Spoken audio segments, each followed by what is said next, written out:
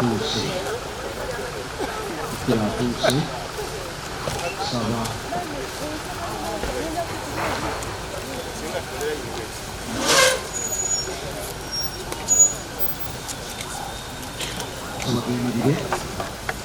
Samakimirire Zepatikkiro Karoli Nakubazanga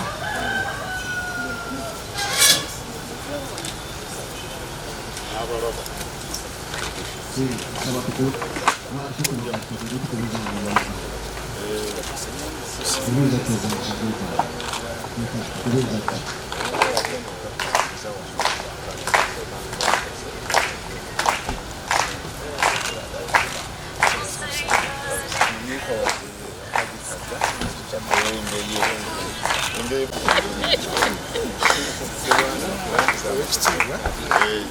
Amakula bannaffe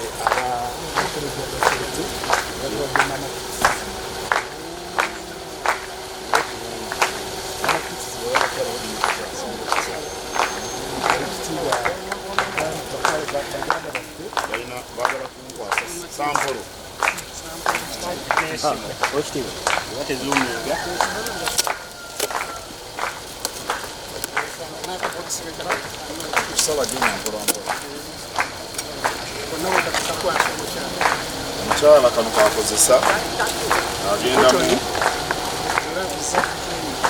kusanya Yes.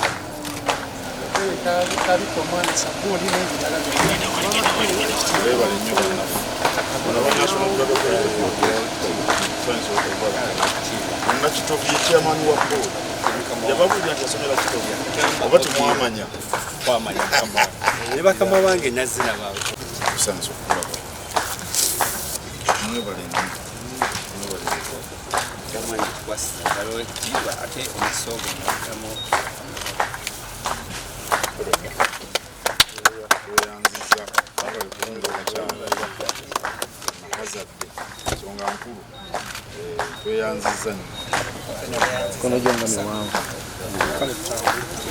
But everybody's pointing at you. No. There must be a reason why they're doing that. Very nice to see.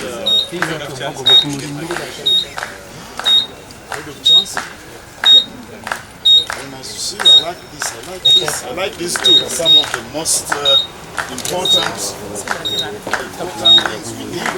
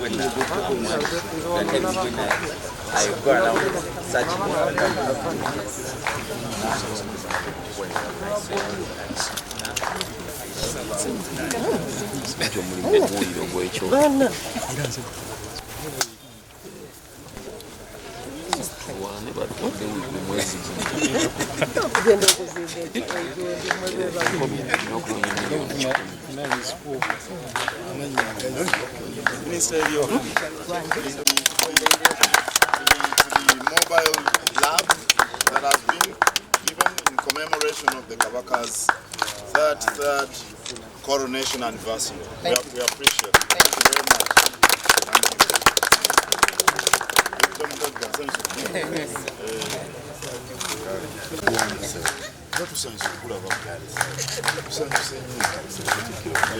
Wakati Amakula place yasooka leegana ekifaananyi 1958 yasaba ekifaananyi kino ne bakireeta naye byagwawo nekyonooneka katusazeewo tubeera omero kireeta ate ekimu ku makula leeta nakatabo ebifaananyi byonna ebyakabakanga byakale Roma ebitwakwata yakala emirundi 2 mu 5 mu 1 na 5 yakatabo keekaniisuubisi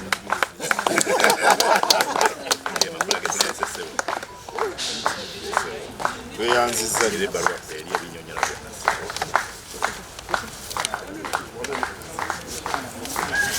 Kino kyange?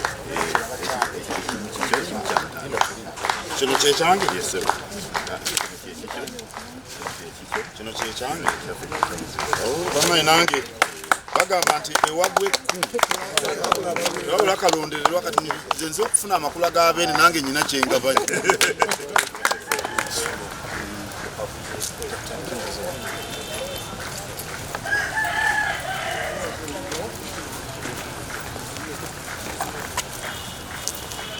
Embuzi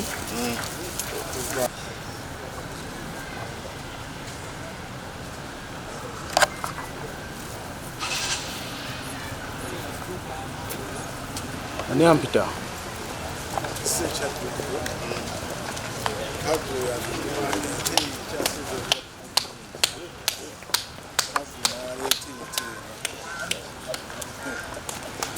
kandi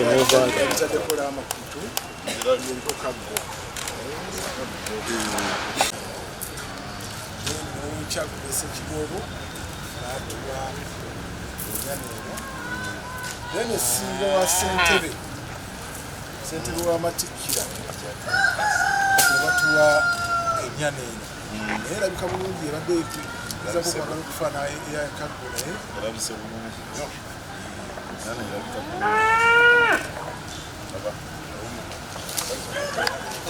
baleese emmere eŋŋanda ero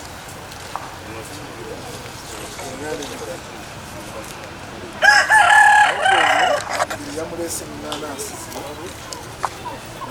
nekula batuwa amatumpaavu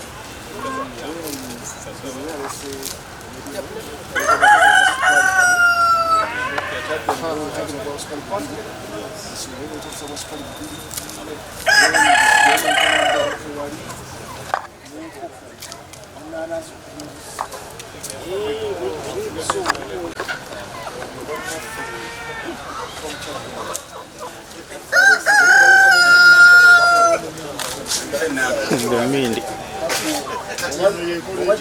ogifuuwa mukola otya mufuuwa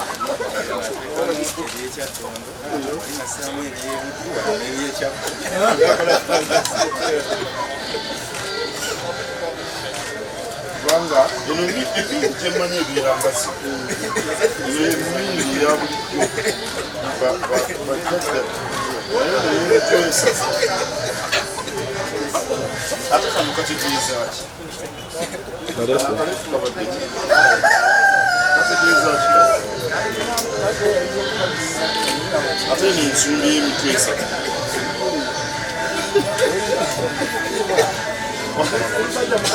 waliwo n'eno tulina okunyonyoka ensonga zino zonna era babanga n'ensonga lwaki bakolanga bwe bati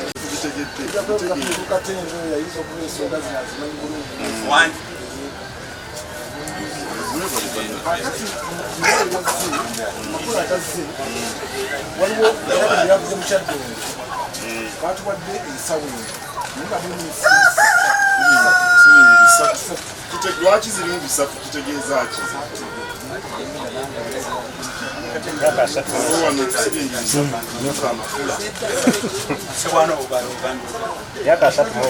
sebengezi nebisatu kitegeeza kitegeeza ki buno bwekugaana okukola ki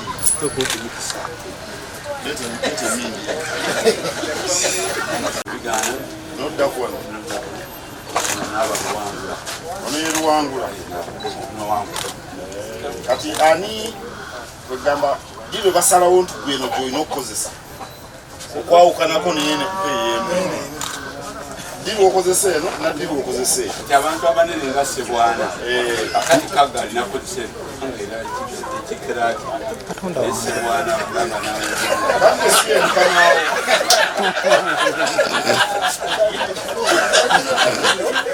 waliwo amakulu agendera ku nnono y'essaza amakula gano mutalwala ennyanja nebaleetako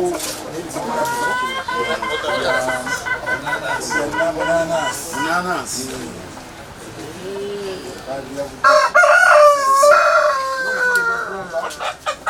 Kizo balese omusuuzi ku muganda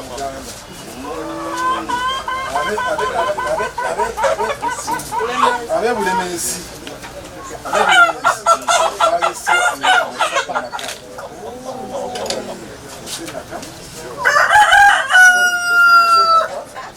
balese balese omukalo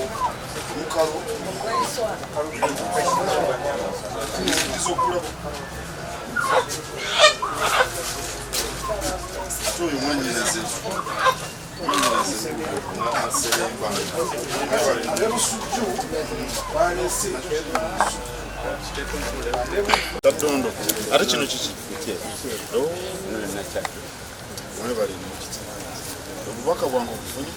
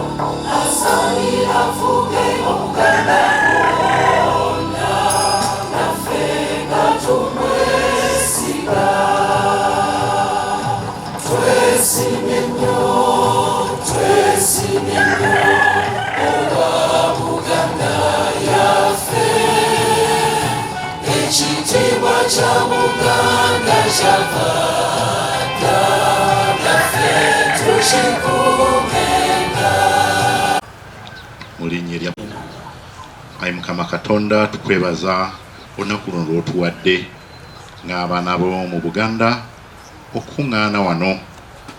Tukwebaza ekirabo kye watuwa ekya Ssaabasajja Kabaka waffe Ronald Mwenda Mutebi emyaka 33 bukyasikira kitaawe Ssekabaka Muteesa II. Tukwebaza ebyo byonna byatutuusizzaako ebirungi enkuyanja mu myaka gino byonna gyatukulembedde nga kitaffe nga Kabaka waffe. Tukwebaza ekirabo ekyabo bonna baweereza nabo, naddala ow'ekitiibwa Katikkiro waffe Charles Peter Mayiga, oyo gwe twebunguludde naye olwaleero okulaga ng'abaana ba Kabaka okusiima nga tuleeta amakula. Ayi Mukama, nkusaba mu linnya ly'abali wano bonna ow'omukisa olunaku luno, ow'omukisa omukolo guno gwe tugenda okwolesezaamu okwagala n'okusiima ebyo byonna by'otutuusizzaako ng'oyita eri Kabaka waffe. Era essaala y'emu tugiwaayo nga tusaba abo bonna abakuŋŋaanye wano bwe tumaliriza omukolo obazzeeyo mirembe. Very good afternoon, His Excellency the Prime Minister Katikkiro, ministers and officials of the Buganda Kingdom, officials from the National Drug Authority and other organizations of Government of Uganda, Mr. Deepak and Raj Thakkar here representing the Indo-Africa Charitable Society, all the distinguished guests, priests, and everyone, wonderful people who are assembled here on a very warm afternoon. Thank you all. I am Ananta Iyer. I am the head of Chancery at the Indian High Commission and also the head of the culture wing of the embassy and also the head of the visa and consular relations. It's a great privilege for me to be present here today, part of this wonderful ceremony, representing the Indian High Commission and our High Commissioner, His Excellency Mr. Upendra Rawat, who couldn't make it here today. I begin with thanking His Excellency, the President of Uganda and the people of Uganda, and also His Majesty, the Kabaka, the King of Buganda Kingdom, for looking after a large number of Indian nationals and people of Indian origin who are present here in Uganda and made Uganda their home country. I also take this opportunity to congratulate and convey my best wishes to His Majesty, the King of Buganda, on the occasion of his 33rd anniversary of his coronation. It's a great privilege for us.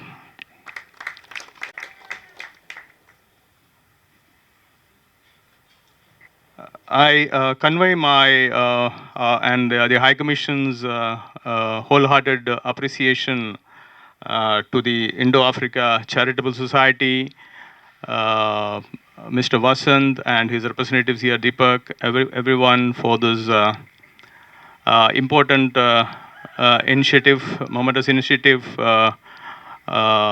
for the donation of this mobile van for the use of the Buganda Kingdom. I congratulate them. Let's give them a big hand on this occasion.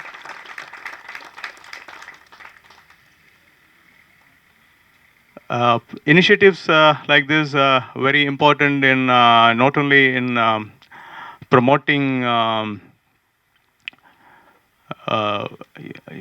the Indo-Uganda or Indo-Africa bilateral relations and people-to-people cooperation between the two countries. And I congratulate them for this important initiative in that respect. I hope and wish that other organizations and other associations get inspired by such initiative and come out and contribute more in this respect, philanthropical causes, humanitarian causes, so that the centuries on old traditions and relations between the two countries, two people grow stronger, and we, India and Uganda, India and East Africa, Africa as a whole, grow together and advance better and bring more prosperity and hope for all our nations together. Okay. Before I conclude, I know that the Buganda Kingdom goes back, has a long tradition and history and culture. I was just sharing with Honorable Katikiro that I come from the southernmost tip of India, a state called Kerala, which in fact, I was just telling him that it was part of the Gondwana land millions of years ago, which means that that land broke away from Africa and moved all the way to the Indian subcontinent. So from where I was born, I have the same soil, same grass, same trees, all the natural resources, starting from cassava to gonja, big jackfruits, pineapples, matoke. The staple food of Kerala, is matoke and cassava and fish, of course. So I'm here for a year and a half. We in our diplomatic career, we moved from one country to another. So I'm the first time in Africa. I'm so glad and happy to be part here, living in Kampala. So I take great pride in the fact that I can recognize each blade of grass and each tree here in that I see here in Uganda. So that's just an aside. So I know that a lot of people, a lot of Ugandans go to India for various reasons, for education, for medical purposes. India is the prime destination for Ugandans for medical treatment and English education. And I welcome you all. And any of you here present here are in any need for travel, visit. Scholarships, whatever it is, I welcome you. You're free to approach me. I'll be glad to promote your cause in whatever way I can. Okay. Lastly, I also plead with the Honorable Prime Minister that I'll be glad to promote any cultural relations, any cultural troops or relations between the Buganda Kingdom, and I look forward to hosting, some occasion, cultural relation, culture troops or culture dance and culture or handicrafts, whatever in way to promote the Bugandan traditions and culture in whatever way I can. Thank you all. Thanks a lot. Katikkiro kansabe abantu ba Kabaka abali wano n'abasinga obungi baami bakwanirize mu ngeri ey'enjawulo ssebo. Nebo Minister, nebo Ekitiibwa Minister, the Second Secretary to the Indian High Commission, n'abakulu mwenna bannange nsanyuse nnyo nange okubalaba.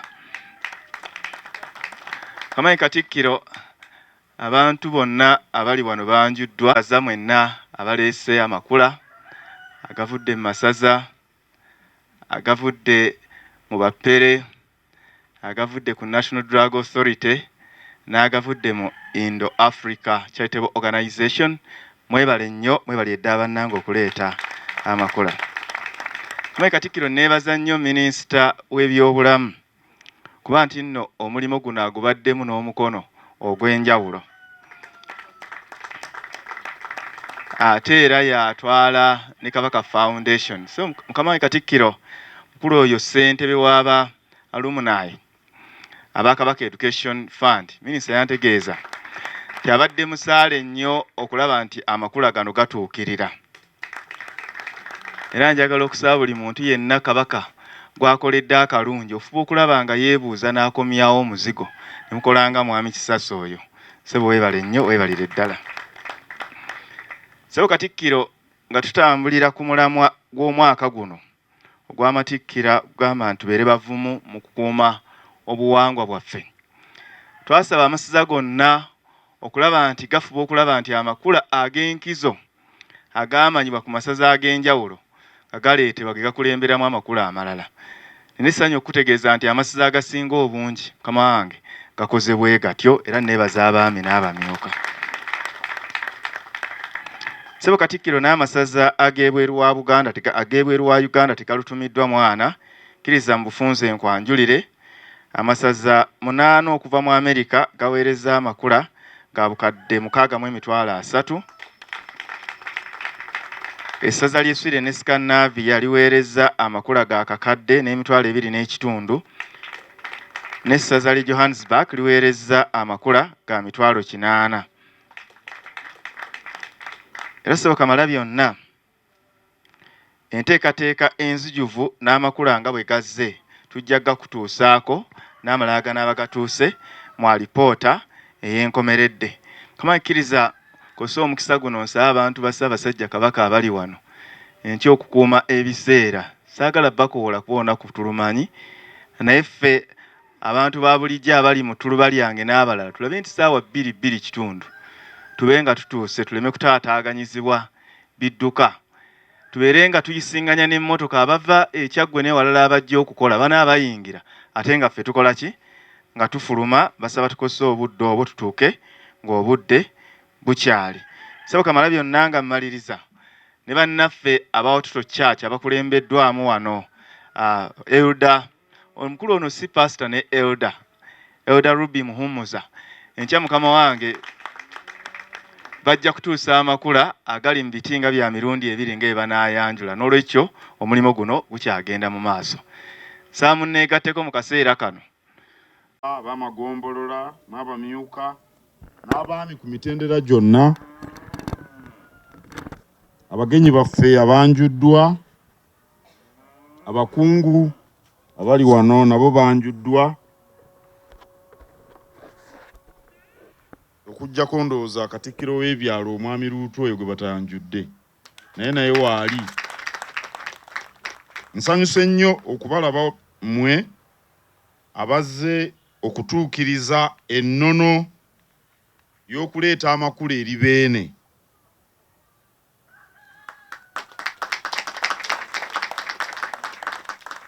Emabegako nawuliranga abagamba nti tuleese ebirabo bino omutanda bw'anaabisiima bifuuka amakula.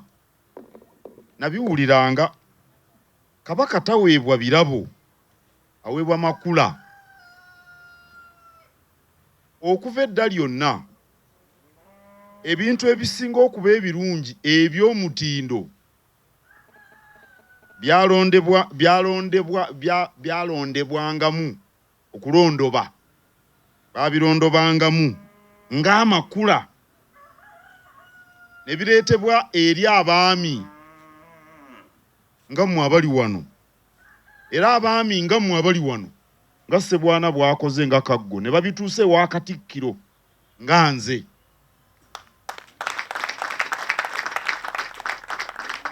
Katikkiro n'aweereza Kabaka obubaka Ssaabasajja mu butikkiro eri amakula go. Kabaka n'aweereza abantu ng'ono w'Empindi John Kitenda, n'amugamba genda mu butikkiro olabe amakula gange. Tamugamba nti genda olabe ebirabo byange. Era mu nnono yaffe Kabaka talambula makula nti Kabaka alyoka aveeyo ajja agalaba alyoka agasiime. Nedda. Kubanga ebireetebwa okuva Ekkooki, okuva e Buddu, okuva e Ssingo byabeeranga ebisinga okuba ebirungi, era nga bagamba bino tebigenda nga makula gye biri ne mu nnono.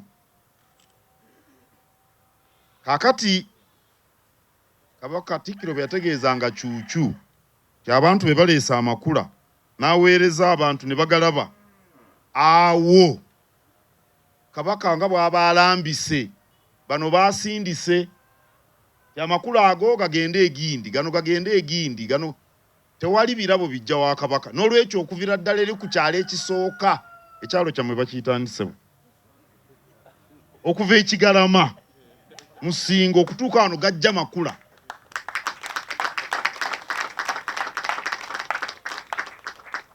Ebirabo biweebwa bano abaami. Kaakati omwami w'eggombolola y'Ekiganda gwe muwe ebirabo. Mwategedde nno ne Katikkiro nti aweebwa mantambuntambu.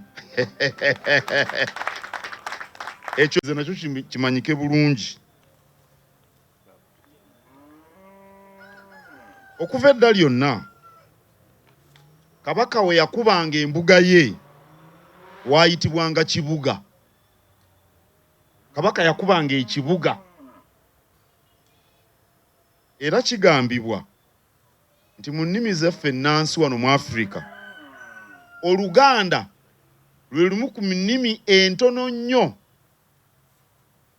mu ssemazinga wa Afrika ezirina ekigambo ekitegeeza ekitebe ekikulu, capital oba ekibuga.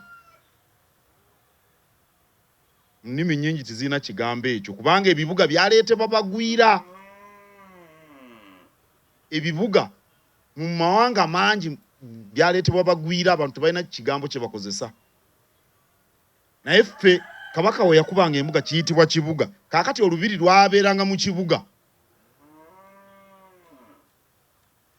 Abazungu abaasooka we bajjira speak, olubiri lwa Kabaka lwali Bbanda, ewali olubiri lwa Kabaka leero. Naye Stanley ate we yajjira Kabaka ng'ajjulukuse ng'ali Lubaga ku lusozi, era ekifaananyi ekyo mukiraba nnyo bakikuba. Kati ekibuga kyali kinene nnyo wano wonna okutuuka eri yonna n'okutuuka ennateete okutuuka wa kyalimu abantu emitwalo nga 3 ekibuga kya Kabaka naye ng'ate mulimu olubiri ku lusozi Lubaga wali Lutikko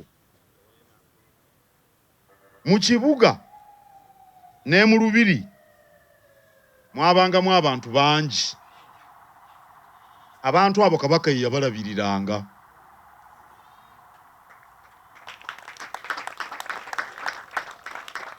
ate n'abaabeeranga ebweru w'ekibuga Kabaka yayinzanga okubalabirira Kabaka yayinzanga okuweereza ebyokulya eri bakkojjaabe nga bali eyo wala oba baganda be n'emikwano gye Harrison Lubega ono wayinza okubeera mukwano gwa Kabaka ng'oli musajja mukopi be kopokopo n'akuweereza ebyokulya naye ate mu budde bwe bumu Kabaka yennyini nsi kino kitegeeza bwe kiri bwe kiri kino kitegeeza nti ebirime ensolo ebinyonyi ensimbi byonna nyini byo ye Kabaka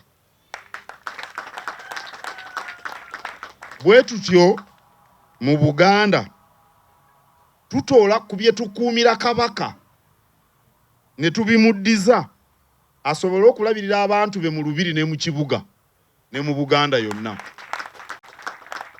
eyo yennono ey'okuleeta amakula nyina essanyu lingi nnyo leero nti amakula agaleeteddwa gatuukira mu mbeera mwe tuli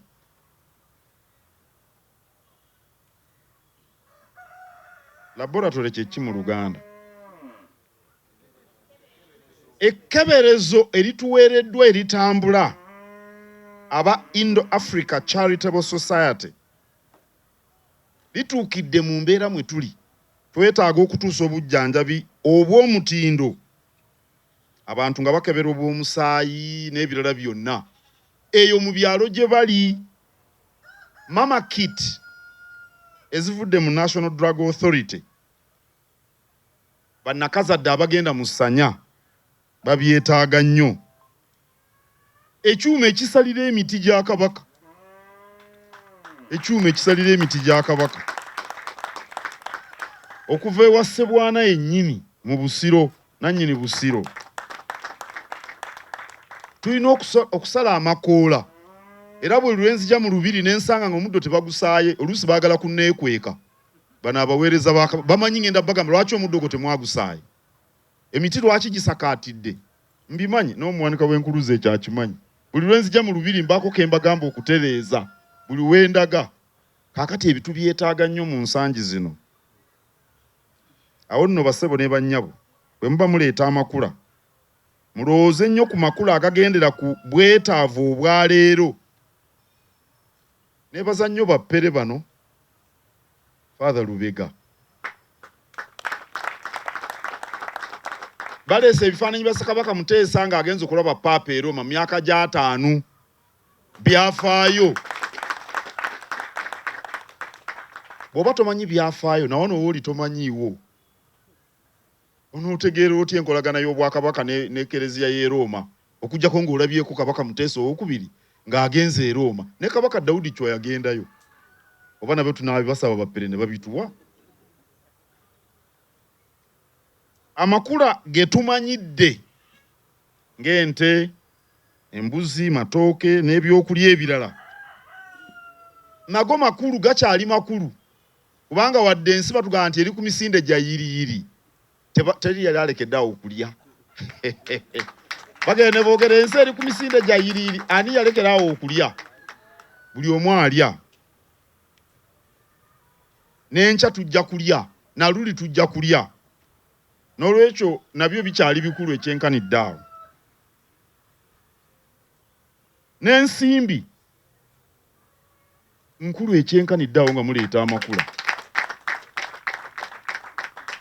kaakati amakula gano gonna ge muleese gatambulira mu mmotoka ez'amafuta nabano omwanika w'enkuluze bw'anaaba Kabaka amulagidde gy'agatwala ajja kukozesa bidduka yeetaaga amafuta bagula na ssente amakula agatuukana n'embeera mwe tuli tugasanyukira nnyo. The practice of bringing royal gifts to the king is centuries old. The dynasty over which Kabaka Mutebi resides is about 900 years, approximately 1,000 years. And the practice of bringing royal gifts is as old, because each king back in the day would establish his own capital.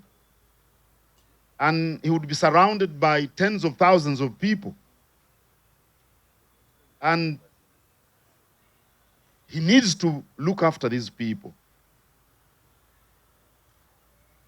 But we also believe that this entire land mass called the Kingdom of Buganda belongs to our king. And whatever is produced on that land mass, be they animals, birds, everything belongs to the king. That's what we believe.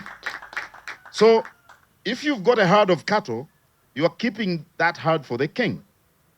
So you pick 1, 2, 3, the best of the animals you have, and you return them to the owner. That's why you saw one of the officials of the king is the counter chief of Busiro. Busiro is one of the counties, reciting every item that has been brought forth. Even if it is as small as this pen, he has to mention it, because a royal gift must be accounted for. Otherwise, you are going to be accused of impropriety, and in the days gone by, your head could go to the gallows. That is the tradition. So I am very happy to have you here with us, particularly my newly found brother from the southern tip of India. We appreciate Indo-Africa Charitable Society and National Drug Authority, because these royal gifts are most befitting in the current times, because as we say, health is wealth. In all the programs initiated by His Majesty, the most impactful are related to the health of his people.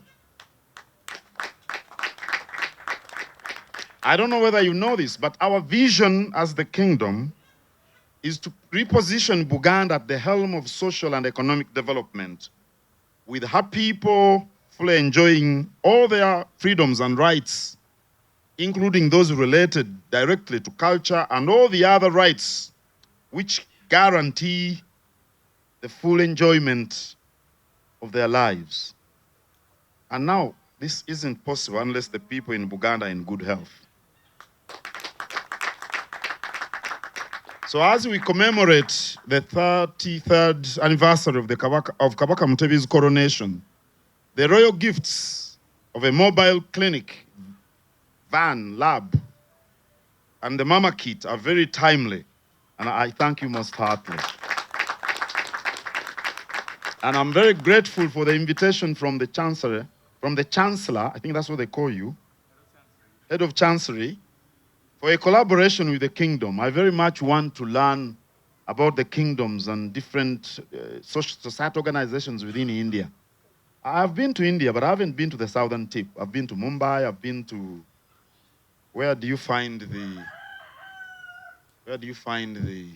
the word? I've been to Lucknow,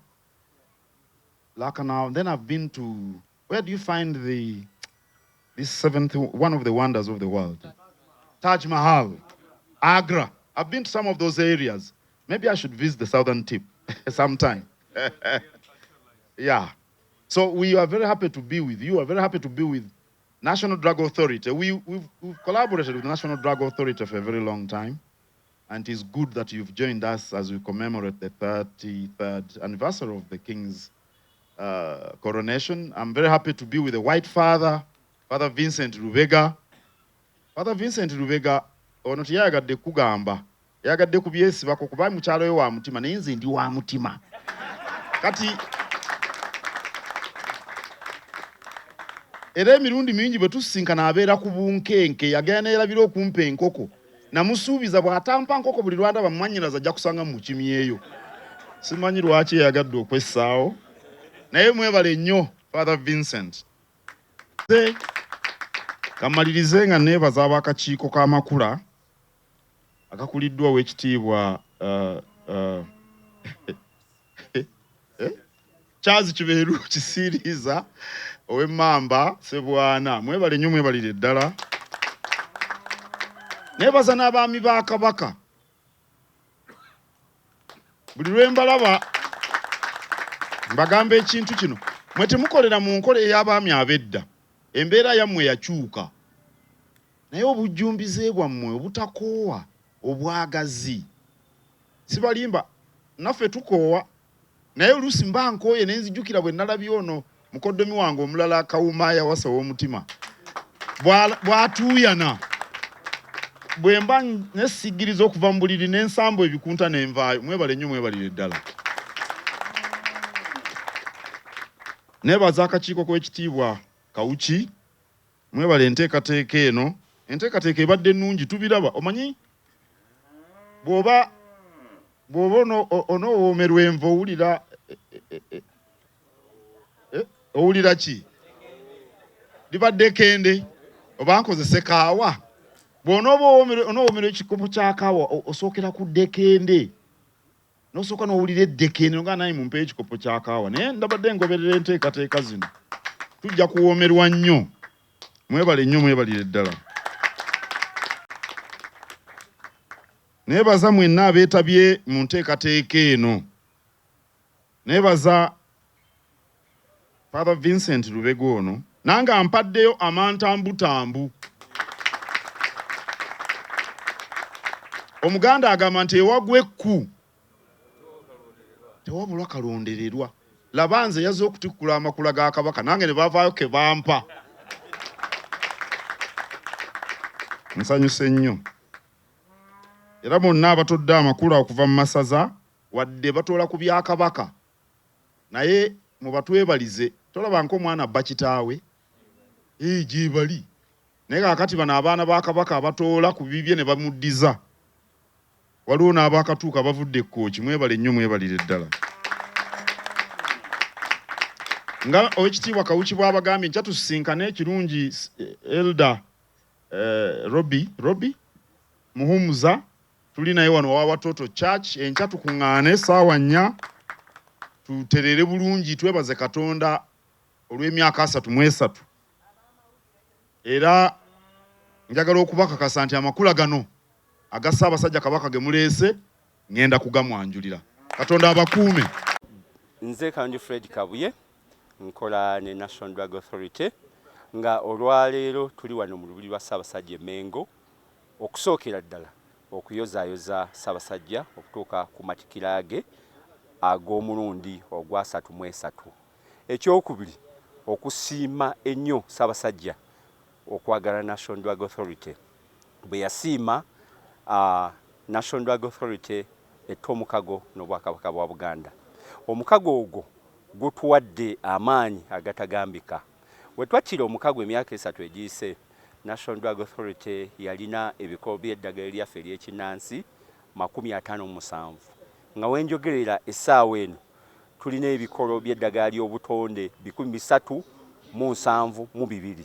Kiraga nti okwegatta n'Obwakabaka kyatongera amaanyi ate era ne kiwa essuubi Bannayuganda naddala abo abali mu Buganda nti eddagala lyabwe bwe balyesikisa ne National Drug Authority lyeyongera omutindo ate lyongera okumanyika ne kibawa ensimbi. Ekyokubiri tusiima nnyo gavumenti ya Ssaabasajja olw'okuba etukwasizaako ku ddimu eddene ery'okulwanyisa ebiragalalagana ddala mu baana abato nga tuyita mu kisaakaate kya maama